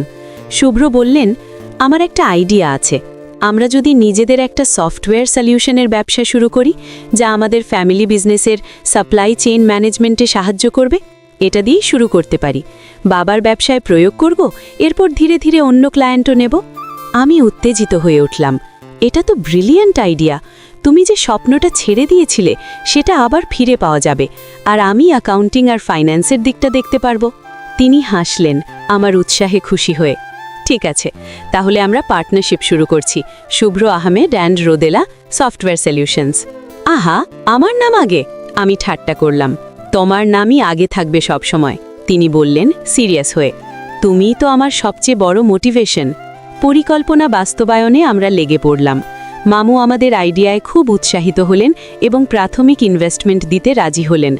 শুভ্র রাত জেগে কোডিং শুরু করলেন, আর আমি মার্কেট রিসার্চ, কোম্পানি রেজিস্ট্রেশন এবং ফাইন্যান্সিয়াল প্রজেকশনের কাজে লাগলাম। আমাদের ছোট্ট ঘর এখন শোবার ঘর এবং অফিস দুইই ছিল। টেবিলে কম্পিউটার, কাগজপত্র, কফির মগ ছড়ানো থাকত। কিন্তু সবকিছু যে মসৃণ হবে তা নয়। একদিন সকালে শুভ্র খুব চিন্তিত দেখাচ্ছিল। আমি জিজ্ঞেস করতেই তিনি বললেন, কোডে একটা বড় সমস্যা হচ্ছে, বারবার এরর দিচ্ছে, ডেডলাইনের কাছাকাছি চলে আসছে, আর আমি পারছি না। একটু ব্রেক নাও তো, চলো একটু হাঁটতে যাই, মাথা রিফ্রেশ হবে। আমরা নিকটবর্তী পার্কে গেলাম। সকালের হালকা রোদ, সবুজ ঘাসের ওপর শিশুরা দৌড়াচ্ছে। আমরা বেঞ্চে বসে কিছুক্ষণ নীরবে সব দেখলাম। হঠাৎ শুভ বলে উঠল, ওই যে দেখো, সেটা কি? আমি দেখলাম একজন বাবা তার ছোট মেয়েকে উঁচুতে উঠিয়ে ধরেছেন, মেয়েটি হেসে উঠছে। সাধারণ দৃশ্য তো, আমি বললাম। সাধারণ নয়, দেখো ওই বাবা কতটা সহজভাবে মেয়েটিকে ধরে আছে, কিন্তু মেয়েটির সম্পূর্ণ বিশ্বাস যে বাবা তাকে পড়তে দেবে না। বিশ্বাস। আমাদের সফটওয়্যারটাও তো এক ধরনের সম্পর্ক, ইউজারের এবং সিস্টেমের। ইউজারকে বিশ্বাস করতে হবে যে সিস্টেম তার ডেটা নিরাপদে রাখবে, তার কাজ সহজ করবে। আমার কোডে এরর হচ্ছে কারণ আমি শুধু টেকনিক্যাল দিক ভাবছি, ইউজারের পার্সপেক্টিভ ভাবিনি। বলেই তিনি উঠে দাঁড়ালেন, চোখে নতুন উদ্দীপনা। চলো ফিরি, আমার আইডিয়া ক্লিয়ার্ড। সেই দিন তিনি রাতভর কাজ করলেন এবং পরের দিন সকালে ক্লান্ত কিন্তু বিজয়ী চোখে আমাকে দেখিয়ে বললেন, হয়েছে, প্রবলেম সলভড। এভাবেই আমরা একে অপরের শক্তি হয়ে উঠছিলাম। আমি যখন ফাইন্যান্সিয়াল প্রজেকশন নিয়ে কনফিউজড হতাম, তিনি সহজ ব্যাখ্যা দিতেন, আর যখন তিনি প্রোগ্রামিং নিয়ে আটকে যেতেন, আমি বাইরের দৃষ্টিভঙ্গি দিয়ে তাকে নতুন পথ দেখাতাম। মাসখানিক পর আমাদের প্রথম প্রোডাক্টটি প্রোটোটাইপ আকারে তৈরি হলো। আমরা মামুর অফিসে সেটা প্রদর্শন করলাম। মামু এবং অভ্র ভাইয়া খুব ইমপ্রেসড হলেন। মামু বললেন, এটা শুধু আমাদের কাজ সহজ করবে না, সময়ও বাঁচাবে। তোমরা দুজন মিলে অসাধারণ করেছ। প্রথম ক্লায়েন্ট হিসেবে নিজের ফ্যামিলি বিজনেসকে পেয়ে আমরা উৎসাহে ভেসে গেলাম। আমরা সিদ্ধান্ত নিলাম আরও কিছু ছোট ব্যবসায়ীর কাছে আমাদের প্রোডাক্টটি ফ্রি ট্রায়াল দেব, তাদের ফিডব্যাক নেব। একদিন সন্ধ্যায় ফ্রি ট্রায়ালের জন্য একজন ক্লায়েন্টের অফিসে গিয়েছিলাম। সেটা ছিল একটি ছোট গার্মেন্টস ফ্যাক্টরি। মালিক আমাদের প্রেজেন্টেশন শুনে খুবই উৎসাহিত হলেন। ফিরতে ফিরতে রাত হয়ে গেল। গাড়িতে বসে আমি বললাম, আমরা পারবো শুভ্র, আমি ফিল করতে পারছি। আমিও, তিনি বললেন, কিন্তু এর জন্য তোমাকে অনেক কষ্ট করতে হচ্ছে রোদ। অনলাইন ক্লাস, অফিসের কাজ, আর এখন এই স্টার্টআপ। তুমি কি কখনো মনে মনে আফসোস করো? তোমার কলেজ লাইফকে অন্যরকম হওয়ার কথা ছিল। আমি কিছুক্ষণ চিন্তা করলাম। হ্যাঁ, কখনো কখনো মনে হয় যদি পাবলিক ভার্সিটির ক্যাম্পাসে ঘুরতাম, বন্ধুদের সাথে আড্ডা দিতাম। কিন্তু শুভ্র, জীবনটা কি শুধু কি হতে পারত তার হিসেব নিয়ে কাটাবে? আমি যা পেয়েছি, একটা লক্ষ্য, একজন পার্টনার, নিজের জন্য লড়াই করার সুযোগ, সেটাও তো কম না। আর কলেজ তো পরে করবই, যখন সময় হবে। তিনি গাড়ি পার্ক করে আমার হাত ধরলেন। তুমি আমার চেয়েও পরিণত জানো, আমি তোমার থেকে অনেক কিছু শিখছি। আমিও তোমার থেকে শিখছি, আমি বললাম। এটাই তো সম্পর্ক না, মিউচুয়াল গ্রোথ। আমাদের ছোট্ট স্টার্টআপটি ধীরে ধীরে মুখ তুলছিল। 3 মাসের মধ্যে আমরা 5টি ক্লায়েন্ট পেয়ে গেলাম, যারা আমাদের সার্ভিসের জন্য পেমেন্ট করতে রাজি হয়েছিল। প্রথম ইনকামের দিন আমরা দুজনে এত খুশি হয়েছিলাম যে মামু মামানির বাড়িতে গিয়ে পুরো ফ্যামিলির জন্য ডিনার করলাম। দাদি বললেন, দেখ, ওই যে বলে দুঃসময় দেখে মানুষ চেনা যায়, আমাদের রোদমা আর সুব্রত দুঃসময়কে সুসময় বানিয়ে ফেলেছে। সবাই হাসল। সেই রাতে ফেরার পথে শুভ্র বললেন, আমার একটা সারপ্রাইজ আছে তোমার জন্য। কি? আমি কৌতূহলী হয়ে উঠলাম। শুক্রবার দুপুরের ফ্লাইট, আমরা 3 দিনের জন্য সেন্ট মার্টিন যাব। আমি চমকে উঠলাম। Saint Martin? কিন্তু কাজ, অফিস? সব ঠিক করে এসছি, অভ্র ভাইয়া দেখবে। তুমি অনেক দিন ধরে পরিশ্রম করছো, আমিও। আমাদের দুজনেরই একটা ব্রেক দরকার, আমাদের হানিমুন। আমার চোখ ভিজে উঠল। আসলেই হানিমুন? হ্যাঁ, তিনি হাসলেন। আসল হানিমুন। যে উত্তেজনা আর আনন্দ নিয়ে আমরা সেন্ট মার্টিন যাবার প্রস্তুতি নিলাম, তা অনেক দিন পরের নতুন অনুভূতি ছিল। সমুদ্র দেখা, বালুকা বেলা, নীল জল, সবকিছুই মনে হচ্ছিল আমাদের নতুন প্রেমের পটভূমি। সেন্ট মার্টিনে পৌঁছানোর পর প্রথম দিনটা ছিল জাদুকরী। আমরা হোটেলের ব্যালকনিতে বসে সূর্যাস্ত দেখলাম, হাত ধরে বিচে হাঁটলাম। সমুদ্রের গর্জনের মাঝে তিনি বললেন, আমি যখন প্রথম তোমাকে দেখেছিলাম সেদিন বিয়ের অনুষ্ঠানে তুমি লাল শাড়ি পরে বাড়িয়েছিলে, কিন্তু চোখে ছিল ভয়। আমি তখন ভেবেছিলাম এই মেয়েটা হয়তো শুধুই লোভী, কিন্তু আজ আমি জানি তোমার চোখে যে ভয় ছিল সেটা ছিল একটা নতুন জীবনের জন্য অজানার ভয়। আর আজ তোমার চোখে যে উজ্জ্বলতা, যে উদ্দীপনা, সেটা আমার জীবনের সবচেয়ে বড় অর্জন। তুমি জানো, আমি সেদিন ভয় পেয়েছিলাম এই ভেবে যে তুমি আমাকে সারা জীবন ঘৃণা করবে, কিন্তু তুমি আমাকে শিখিয়েছ মানুষ বদলায়। তুমি বদলে গেছো, আমি বদলে গেছি, আমরা একসাথে বেড়ে উঠেছি। এখন থেকে কোনো ভয় নেই, তিনি বললেন। আমাকে তার কাছে টেনে নিলেন। আমরা সব কিছু ফেস করব একসাথে। সেন্ট মার্টিনের 3 দিন কেটে গেল স্বর্গীয় মুহূর্তে। ফেরার আসার দিন বিমানবন্দরে অপেক্ষারত অবস্থায় শুভ্রর ফোন বাজল। তিনি কথা বলার পর মুখ ভার করে ফেললেন। কি হয়েছে? আমি জিজ্ঞেস করলাম।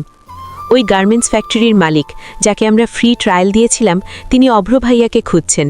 বলেছেন আমাদের সফটওয়্যার ব্যবহার করে তাদের গুরুত্বপূর্ণ ডেটা কারাপ্ট হয়ে গেছে। তারা বিশাল লসের মুখে। তারা আইনি ব্যবস্থা নেওয়ার হুমকি দিচ্ছেন। আমাদের স্বর্গীয় হানিমুনের অবসান ঘটল এক ধাক্কায়। আমরা ফিরে এসেই সরাসরি অফিসে গেলাম। অভ্র ভাইয়া খুব চিন্তিত ছিলেন। ওরা খুব রেগে আছে, বলছে আমাদের সফটওয়্যার বাগ্গিতে ভরা। শুভ্রর মুখ সাদা হয়ে গিয়েছিল। এটা ইম্পসিবল, আমি নিজে টেস্ট করেছি। ক্লায়েন্টের সিস্টেমে অন্য কোনো সফটওয়্যারের সাথে কনফ্লিক্ট হতে পারে, আমি বললাম, শান্ত থাকার চেষ্টা করে। আমাদের ওখানে গিয়ে দেখতে হবে। পরদিন আমরা সেই গার্মেন্টস ফ্যাক্টরিতে গেলাম। মালিক সাহেব আমাদের সঙ্গে খুব রুক্ষ আচরণ করলেন। আপনাদের অ্যামেচার সফটওয়্যার দিয়ে আমার পুরা অর্ডারের হিসাব নিকাশ গোলমাল করে দিয়েছে। আমি ক্লায়েন্টের কাছে ক্রেডিবিলিটি হারাবো। শুভ্র ধৈর্য ধরে বললেন, আমাদের দেখতে দিন সমস্যাটা কোথায়, আমরা ঠিক করে দেব, কোনো খরচা ছাড়াই। কয়েক ঘন্টা ধরে শুভ্র তাদের সিস্টেম চেক করলেন। শেষে তিনি একটা জিনিস খুঁজে পেলেন। আপনাদের নিজস্ব একজন কর্মচারী ভুল করে ডেটাবেসে ম্যানুয়াল এন্ট্রি করেছিল, যা আমাদের সফটওয়্যারের সাথে কনফ্লিক্ট করছে। সফটওয়্যার কোনো সমস্যা করেনি, বরং মানুষের ভুল এন্ট্রিকেই হাইলাইট করছিল। মালিক সাহেব লজ্জিত হলেন, কিন্তু তবুও রাগ করে বললেন, তবুও আপনার সফটওয়্যারটাকে আরও ফুল প্রুফ করতে হবে। সেখান থেকে বের হয়ে আমরা অনেকটা নিঃশ্বাস ফেললাম, কিন্তু শুভ্র খুবই হতাশ ছিলেন। একটা মানুষের ভুল আমাদের পুরো রেপুটেশন নষ্ট করে দিতে পারে। এত পরিশ্রম, সবটা ঝুঁকির ওপর। কিন্তু আমরা সমস্যা সলভ করেছি, আমি বললাম, এবং এটা থেকে আমরা শিখলাম আমাদের সফটওয়্যারটাতে একটা সেফগার্ড অ্যাড করতে হবে, যাতে ম্যানুয়াল এন্ট্রি ভুল হলে অটোমেটিক অ্যালার্ট দেয়। প্রতিটি সমস্যা আমাদের শক্ত করে তোলে। শুভ্র, তিনি আমার দিকে তাকালেন, হতাশা কাটিয়ে ওঠার চেষ্টা করছেন। তুমি কিভাবে সব সময় ইতিবাচক থাকো? কারণ আমি তোমার ওপর বিশ্বাস করি, আমি বললাম, আর আমাদের পার্টনারশিপের ওপর। আমরা পারব। কিন্তু এই ঘটনার পর শুভ্র আবারও নিজের মধ্যে গুটিয়ে যেতে শুরু করলেন। তিনি রাতের পর রাত জেগে কাজ করতেন, কোড রিভিউ করতেন, পারফেকশনিজমের পিছনে ছুটতেন। আমি বুঝতে পারলাম নীলির ঘটনা এবং এখনই প্রফেশনাল ফেলিয়ারের ভয় তাকে আবারও আগের সেই অন্ধকার জায়গায় নিয়ে যাচ্ছে, যেখানে সে বিশ্বাস করতে চায় না যে কিছুই ঠিক হবে। একদিন রাতের খাবারের টেবিলে তিনি বললেন, হয়তো আমি সত্যি একটা ফেলিয়ার রোদ। প্রথমে নীলিকে হারালাম, তারপর বাবার ব্যবসায় সুযোগ দিলাম না, এখন এই স্টার্ট আপ, হয়তো এগুলো আমার জন্য না। আমি টেবিলের ওপর হাত রেখে বললাম, শুভ্র, তুমি ফেলিয়ার নও, তুমি যুদ্ধ করছো, আর তুমি একা নও। আমরা এই স্টার্ট শুরু করেছি শুভ্র আহমেদ অ্যান্ড রোদেলা নামে, মানে সাকসেস কিংবা ফেলিয়ার সবটা আমাদের। তুমি যদি ডুবতে চাও আমি তোমাকে ডুবতে দেব না, কারণ আমি তোমার পাশে আছি। তিনি অনেকক্ষণ আমার দিকে তাকিয়ে রইলেন, তারপর চোখ ফেরাতে পারলেন না। আমি তোমার যোগ্য না, সেই বিচার করার অধিকার একমাত্র আমার আছে, আর আমি বলছি তুমি যোগ্য। এখন উঠো, চলো একটা কাজ করব। কি কাজ? আমাদের সফটওয়্যারটার নামকরণ এখনো হয়নি, চলো আজকে একটা নাম দেই, একটা নাম যার মানে হবে রেজিলিয়েন্স, পার্টনারশিপ এবং লাভ। সেদিন রাত জেগে আমরা অনেক নাম নিয়ে আলোচনা করলাম। শেষে আমরা ঠিক করলাম ফিনিক্স সলিউশনস, ফিনিক্স পাখি যে নিজের ছাই থেকে পুনর্জন্ম নেয়, যেমনটা আমরা করেছি আমাদের সম্পর্ক থেকে, আমাদের স্বপ্ন থেকে। পরের দিন সকালে শুভ্র আমাকে বললেন, ধন্যবাদ রোদ, তুমি আমাকে আবার উঠে দাঁড়াতে শিখিয়েছ। এবার আমরা দুজনে মিলেই উঠে দাঁড়াবো। আমি বললাম, আমরা জানতাম সামনে আরও অনেক চ্যালেঞ্জ আসবে, কিন্তু এবার আমরা নিশ্চিত ছিলাম আমরা সেই সব চ্যালেঞ্জ একসাথে মোকাবিলা করতে পারবো, কারণ আমাদের সম্পর্ক এখন শুধু ভালোবাসার নয়, শ্রদ্ধা, বিশ্বাস এবং এক অটুট পার্টনারশিপের ভিত্তিতে দাঁড়িয়েছে, এবং সেটাই ছিল আমাদের সবচেয়ে বড় বিজয়।